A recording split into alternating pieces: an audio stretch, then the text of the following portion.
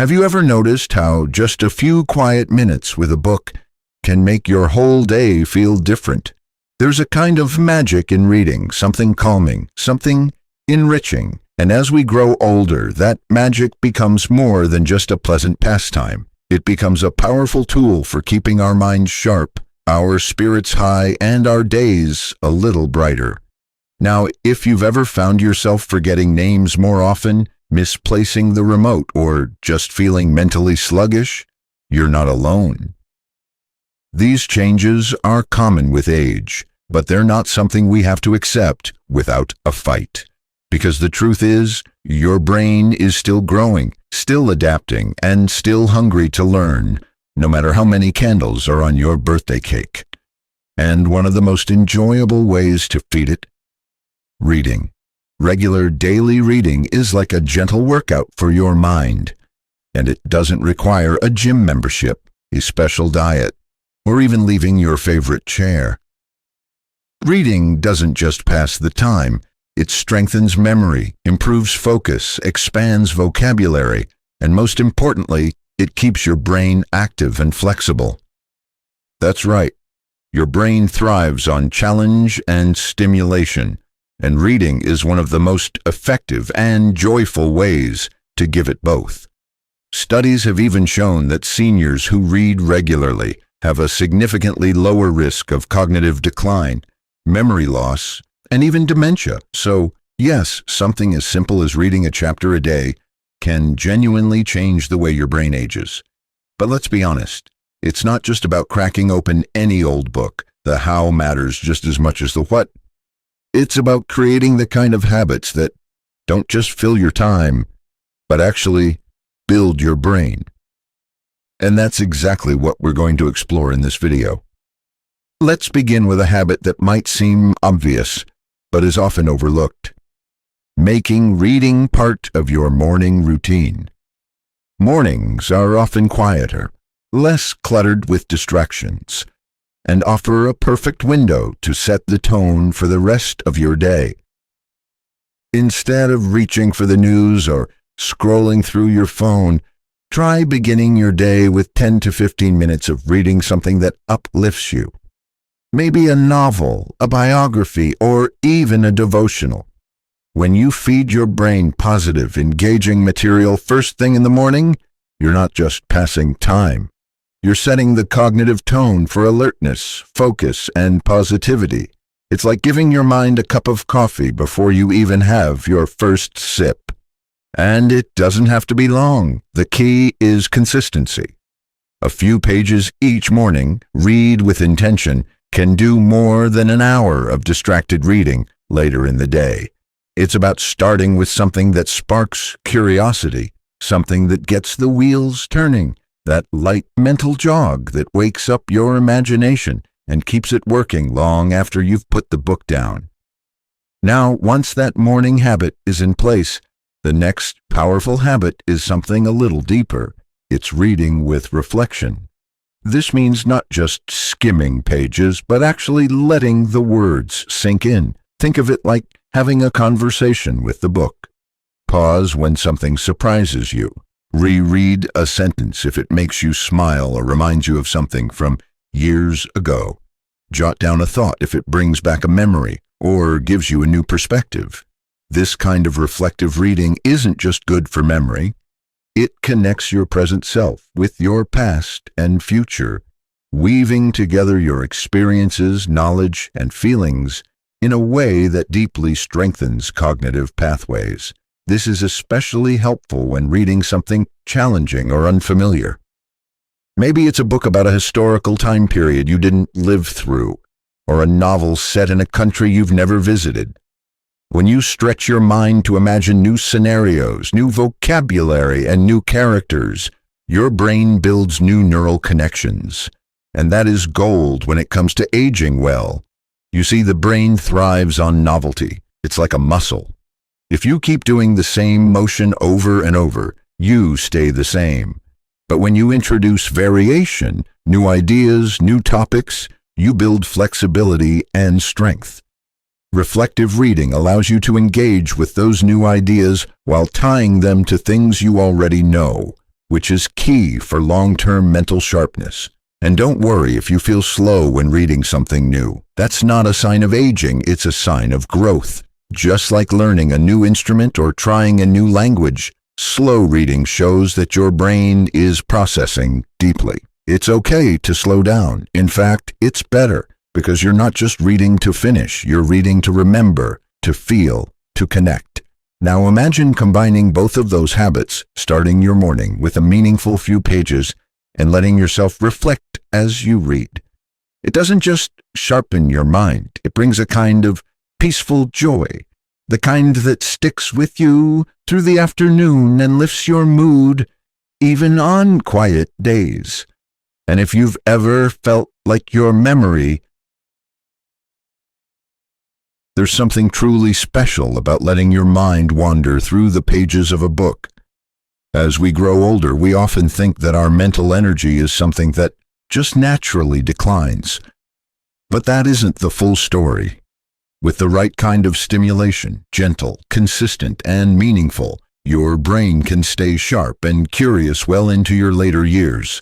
That's where reading becomes more than just a hobby. It becomes a kind of quiet superpower. And here's one of the most impactful habits many seniors overlook: reading out loud. Yes, really, there's something magical that happens when you speak the words instead of just reading them silently. When you read out loud, you engage not just your eyes and your mind, but also your voice, your breath, your hearing. It becomes a full-body, full-mind experience. And that kind of multisensory activity is incredibly powerful for maintaining brain health. Think about it. When you say the words out loud, you're processing them in a new way. You're not just seeing them, you're hearing them, speaking them, feeling them. That strengthens the language centers in your brain and improves memory retention, especially for seniors. It also slows you down in a good way. You give yourself time to really feel the rhythm of the sentence, the meaning behind the words. It's not a race. It's a walk through a beautiful garden and you're stopping to admire every flower. Reading out loud can be a private moment, something just for you, or it can be something shared. Reading a favorite poem or story to a grandchild, a partner, or even a friend over the phone. The connection that happens through spoken words isn't just mental, it's emotional too. And that kind of emotional connection, even if it's with a fictional character or a loved one, can boost your mood and help ease feelings of loneliness or isolation. And speaking of emotions, here's another habit that quietly works wonders: choosing books that challenge your perspective. We all have favorite genres: mysteries, romance, history, biographies. But every so often, try stepping outside your comfort zone. Read something that asks you to see the world through a different lens. Maybe it's a novel by a younger author, or a memoir from someone who grew up in a different culture, or even a scientific book that explains how the mind works. When you stretch yourself to understand a new point of view, you build what neuroscientists call cognitive flexibility. That's the brain's ability to adapt, to shift, to grow new ideas without being stuck in the old ones. And it's one of the most important factors in long-term mental sharpness. It also nurtures empathy, which is a kind of emotional intelligence that can deepen your relationships and even improve your overall satisfaction with life. So if you have always been drawn to historical fiction, try reading a book about space. If you love biographies, pick up a novel. If you usually read stories set in your own country, pick up something from across the world. The goal isn't to agree with everything, it's to stretch your thinking, to experience new perspectives, to keep your brain agile and your imagination wide open.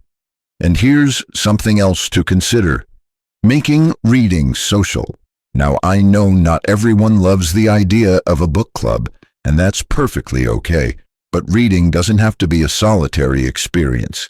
It can be the beginning of a conversation, a way to stay connected with others, even when we're spending more time at home. Try this. The next time you finish a chapter that made you laugh, think, or even cry, send a message to a friend about it, or jot down a note and mail it the old-fashioned way. Even a quick call that starts with, "Hey, I just read something you'd love," can turn reading into something richer. It's those small moments of connection, those shared stories that keep us feeling alive, heard, and engaged. And if you really want to take it a step further, consider reading the same book as a friend or sibling, then discussing it over tea or on a video call. It's like watching a movie together, only better, because books invite more thought, more reflection, more depth. It's not just entertainment, it's nourishment for the soul and stimulation for the mind. Now imagine layering these habits together. Reading in the morning to set the tone for your day, slowing down and reflecting on what you read, reading out loud to strengthen memory, exploring books outside your comfort zone to boost mental agility, and sharing what you read with someone else to deepen connection. It's not just about becoming a better reader. It's about becoming a more vibrant thinker, a more present listener, and a more joyful learner at any age. And remember, this isn't about pressure. You don't need to keep a reading log or force yourself through a book you don't enjoy. The most powerful habits are the ones that feel natural and satisfying. That's the beauty of reading. You can do it your way. One of the most overlooked benefits of reading in your later years is the way it helps you reconnect with your own identity. As we age, it's easy to feel like pieces of who we were begin to fade. Children grow up, careers come to a close, routines change, but reading offers a gentle, personal reminder of who we are and what we value. When you pick up a book, especially one that speaks to your past, your dreams, your curiosity, it's like coming home to yourself. That's where another transformative habit comes into play. Rereading meaningful books. We often think that once we've finished a book, we've gotten all we can from it. But there's a quiet power in returning to a story or piece of wisdom that once moved you. When you reread a book you loved years ago, you bring new eyes to it. You're not the same person you were when you first turned those pages. Life has happened, joy, loss, insight, and those experiences change how the words reach you. Maybe it was a novel you read in your 20s that made you believe in adventure, or a spiritual book you found comfort in during a hard season. Rereading those stories now, as someone who's lived through decades of growth, gives you a deeper connection, not just to the book, but to your own story. It's like having a conversation with your younger self. You remember who you were, and you see how far you've come. This kind of reading isn't just emotional, it's neurological. Studies have shown that rereading familiar texts strengthens long-term memory, improves comprehension, and builds confidence. It's a beautiful way to remind your brain of what it already knows and expand on it with new insight. Plus, it's soothing. There's something calming about the familiar cadence of a loved book. It grounds you, it relaxes your nervous system, and it nurtures your emotional well-being. And if you've never thought of reading as a form of self-care, now's the time to see it differently, because it absolutely is. Making space in your day, even just 15 or 20 minutes for quiet, intentional reading, is like giving your mind a warm bath. It reduces stress, it lowers blood pressure, it improves sleep. These aren't just nice side effects. They're essential elements of healthy aging. And that brings us to one last habit that can make all the difference. Reading before bed. It might sound simple, but it's one of the most powerful routines you can develop for both your brain and your body. After a long day of mental activity, reading offers a gentle way to wind down. But not just any kind of reading. This is where choosing calming, pleasant material really matters. Something light, uplifting, even poetic. Something that doesn't demand too much but offers just enough to carry you gently into rest. When you read before bed, your brain slows down. It transitions from problem-solving mode into a more relaxed, imaginative state. That state is ideal for better sleep, deeper dreaming, and even better memory consolidation. Yes, while you sleep, your brain is actually organizing and storing the information you took in during the day. So those peaceful pages you read before bed, they're helping your memory stay strong without you even realizing it. And there's something cozy about this habit too. The softness of a lamp, the quiet rustle of pages, the stillness of the evening, it creates a kind of sacred space. A space that says, you've done enough today. Now it's time to rest. That kind of routine becomes more than just a mental health strategy. It becomes a ritual, something to look forward to, a moment of peace and pleasure that belongs entirely to you. When you take all of these reading habits together, starting your morning with intention, reading reflectively, reading out loud, exploring new perspectives, sharing what you read, rereading beloved books, and winding down with a bedtime story, you're not just becoming a better reader, you're investing in your future self. You're keeping your brain strong, your emotions balanced, your relationships connected, and your spirit alive. Because reading is not just about words, it's about staying curious. It's about remembering that you are still growing, still capable of learning, still full of wisdom and wonder. Every page you turn is a step toward a sharper mind, a fuller heart, and a more vibrant life. So if you've ever doubted whether something as simple as reading could truly make a difference, believe this: it can. And it does. You don't have to read the fastest or choose the thickest books or impress anyone. All you have to do is show up with curiosity and let the pages do their work. And remember, small, consistent habits build strong, lasting change. If you've never had a reading routine before, it's never too late to start. And if you already read every day, now you can read even more intentionally, with joy and purpose. If you found this helpful, I'd love to hear from you. Share your favorite book or reading ritual in the comments. I read